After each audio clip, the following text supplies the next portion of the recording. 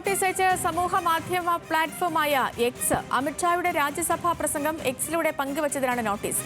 ദേശീയ cyber crime നിയമപരിധി ലംഘിച്ചു എന്നാണ് ആരോപണം. ശരത്ലാലുണ്ട്. ശരത്ത്, ഇപ്പോൾ ഈ നോട്ടീസിൽ പറയുന്നത് എന്തൊക്കെയാണ്?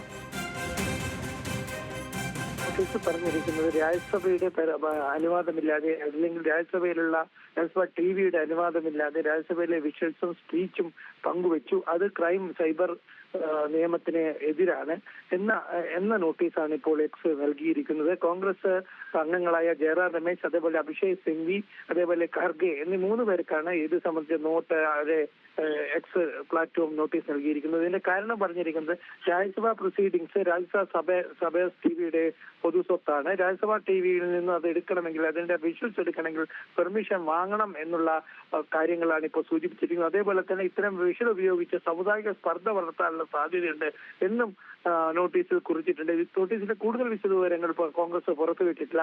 ഏതായാലും നിയമപരമായി നേരിടാൻ തന്നെയാണ് നീക്കമെന്ന് അഭിഷേക് സിംഗ്വി എക്സിൽ തന്നെ കുറിച്ചിട്ടുണ്ട് ഇത്തരം നോട്ടീസിന്. സേതുലക്ഷ്മി. ശരി ശരത്ത്.